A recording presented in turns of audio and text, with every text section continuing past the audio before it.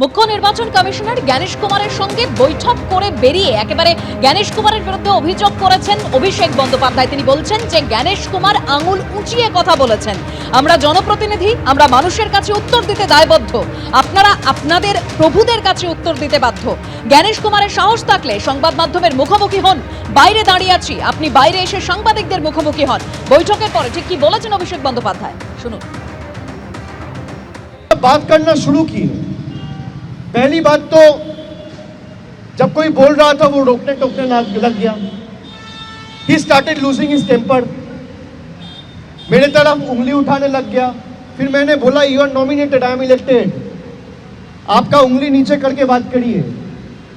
हम लोग जो यहाँ पे बैठा हुआ है जनता का वोट से चुना हुआ है। बीजेपी के बदौलत खाली आपका एक नोटिफिकेशन का बेसिस पे मैं यहाँ पे नहीं आया हूँ। We are answerable to the people at large. You are answerable to your masters. I am answerable to the people of my state, for whom we have come here to ensure none of them are left behind from the final electoral roll when the list is published. आप उंगली नीचे करके बात करिए। उनको लगता है कि हम जो बोलेगा वो सुन लेगा। If he has the guts and gall, let him release the footage. I'm standing outside the Election Commission's office. There it goes. Nirvachan Southern Election Commission of India. Gyanesh Kumar must be hearing what I'm saying before the media now. If he has the courage, he should come down and face the media and come back and rebut every point I'm raising before the media and you today itself, without wasting any further time, rather than making selective leaks. দেখুন, তৃণমূল কংগ্রেস চাইছে election কমিশনের সাথে একটা ঝগড়া লাগাতে, কারণ এমনি তো ইলেকশন কমিশনকে আটকাতে পারছে না। ইলেকশন কমিশনকে তো এটা বলতে পারছে না প্রকাশ্যে আপনারা চোর ধরা বন্ধ করুন। যে কারণে যাতে চোর ধরতে না পায় ইলেকশন কমিশন ভয় পেয়ে চুপচাপ হয়ে যায়, তার মানসিকতা নিয়ে তৃণমূল এটা করছে। কিন্তু বুঝতে পারছে না সারা দেশে তৃণমূল কংগ্রেস একটা বিন্দুর সম, একটা শস্যের দানার সম। সারা ভারতে তৃণমূল কংগ্রেসের কি আছে? আর এটা স্টেট ইলেকশন কমিশন নয়, এটা জাতীয় নির্বাচন কমিশন। বেশি গুন্ডামি করলে ওখানেই হয়তো জেলে। আজ অভিষেক বন্দ্যোপাধ্যায় আরো বলেন, BLA 2 কেন শুনানি কেন্দ্রে যেতে পারবেন না? কমিশন বলেছে যেতে পারবে না, আমরা বলেছি বিজ্ঞপ্তি দিন। বিজ্ঞপ্তি দেবে না, তার কারণ সেটা চ্যালেঞ্জ হবে। আর কি বললেন শুনুন। उन्होंने बोला कि आपके BLA 2 क्यों हियरिंग मेन्यू में जाएगा। मैंने बोला क्यों नहीं जाएगा? अगर BLA 2 बूथ में बैठ सकता है, पोलिंग स्टेशन में बूथ का एजेंट बैठ सकता है पार्टी का, जब आप इन्यूमरेशन फॉर्म डिस्ट्रीब्यूट कर रहे हैं तब BLO के साथ BLA 2 जा सकता है, तब हियरिंग में BLA 2 क्यों नहीं जाएगा? बोला नहीं जाना चाहिए। मैंने बोला ठीक है नहीं जाएगा, आप सर्कुलर इशू करो। बोला मैं सर्कुलर इशू नहीं करूंगा। मैं बोला सर्कुलर इशू नहीं करेगा तो BLA 2 रहेगा। ব্যাপারটা হচ্ছে লিখিত নির্দেশ দেবেন কি দেবেন না সেটা নির্বাচন কমিশন জানেন। ভারতবর্ষে আর কোথাও এই ধরনের দাবি ওঠেনি। সারা ভারতবর্ষে অনেক বিরোধী রাজনৈতিক দল এবং সরকারেও আছে। হ্যাঁ, আর ওই যে বাকি যেটা হচ্ছে সেটা সমস্তটাই অভিষেক বন্দ্যোপাধ্যায়ের গ্যালারি শো। যে BLA 2 থাকবে না, এজেন্ট থাকে নির্বাচন, এটা তো নির্বাচন নয়। এখানে থাকার প্রয়োজনটা কোথায়? আমি প্রশ্ন করি, ভারতবর্ষের বেশিরভাগ জায়গায় তো ভারতীয় জনতা পার্টির সরকার, তো নাম কাটা গেলে তো বেশিরভাগই ভারতীয় জনতা পার্টির লস হয়েছে, তারা তো এই দাবি করেনি। পরপর বৈঠক, কর্মী সম্মেলন সেরে ঠনঠনিয়া কালীবাড়িতে গেলেন অমিত শাহ। পুজো দিলেন কেন্দ্রীয় স্বরাষ্ট্রমন্ত্রী।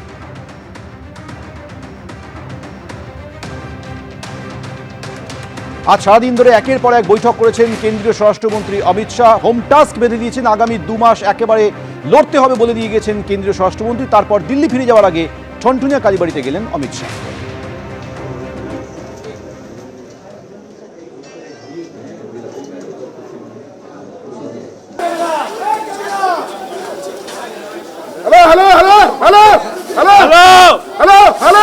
हटिए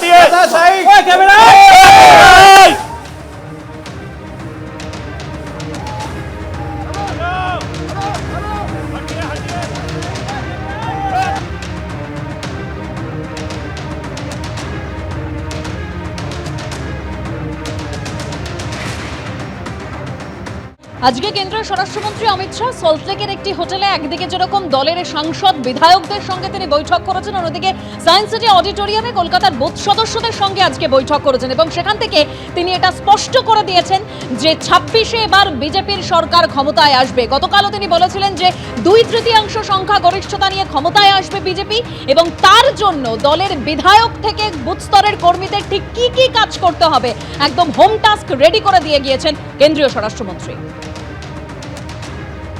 3 দিনের প্রোগ্রাম সফল হয়েছে, আমরা একদম উজ্জীবিত, আমরা একদম সবাই একসাথে আছি, আমরা লেগে পড়ব। এটা সম্পূর্ণ তাদের দলের ব্যাপার।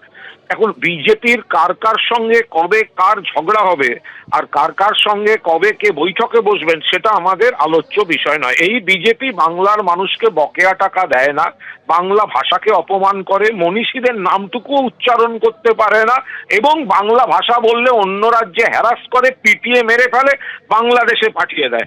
এবার এদের নিজেদের মধ্যে ঝগড়া ছিল, দিলীপ ঘোষকে কোণঠাসা করেছেন সুকান্ত মজুমদাররা, নিজেদের মধ্যে ঝগড়া ছিল।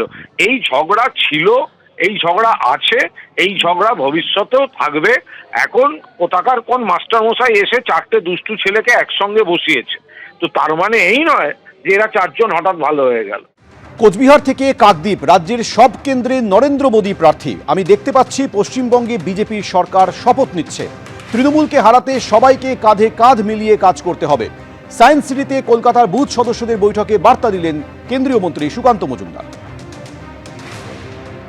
এই নির্বাচনে আমাদের তৃণমূল কংগ্রেসকে পরাভূত করতে হবে, হারাতে হবে এবং তার জন্য আমাদের সকলকে কাঁধে কাঁধ মিলিয়ে লড়াই করতে হবে। মনে রাখবেন, প্রার্থী একদম কোচবিহার থেকে শুরু করে আলিপুরদুয়ার থেকে শুরু করে কাকদ্বীপ পর্যন্ত বা কাঁথি পর্যন্ত যদি আপনি ভাবেন, প্রত্যেক জায়গায় নরেন্দ্র মোদী প্রার্থী এবং পদ্মফুল প্রার্থী। এই পদ্মফুলকে জেতাতে হবে, অন্য কোনো কিছু দেখলে হবে না। 26-এ পরিবর্তন হবে, অমিত শাহর বার্তার পর ফের দাবি করেছেন বিরোধী দলনেতা শুভেন্দু অধিকারী। আর কি বলেছেন জয়প্রকাশ মজুমদার, রাখবো আপনাদের সঙ্গে।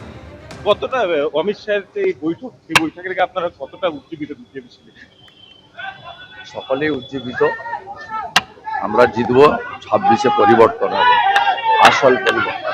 এইসব দাবি অনেক দিন ধরেই চলছে, এসব ফাঁকা আওয়াজ শুনে আর কত আমরা বলবো?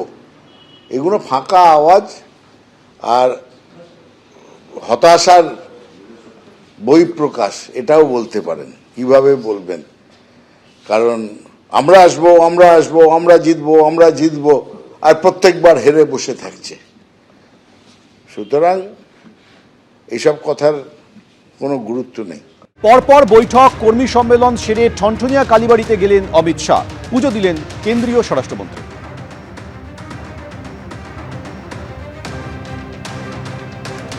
আজ সারাদিন ধরে একের পর এক বৈঠক করেছেন কেন্দ্রীয় স্বরাষ্ট্রমন্ত্রী অমিত শাহ। হোম টাস্ক বেঁধে দিয়েছেন, আগামী 2 মাস একেবারে লড়তে হবে বলে দিয়ে গেছেন কেন্দ্রীয় স্বরাষ্ট্রমন্ত্রী। তারপর দিল্লি ফিরে যাওয়ার আগে ঠনঠনিয়া কালীবাড়িতে গেলেন অমিত শাহ।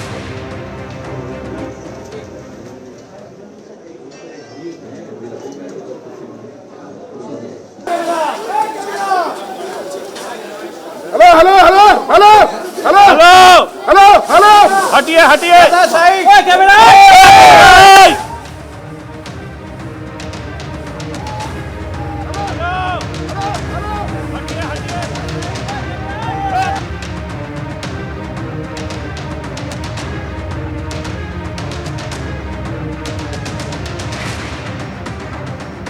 এবিপি আনন্দ, এগিয়ে থাকে, এগিয়ে রাখে।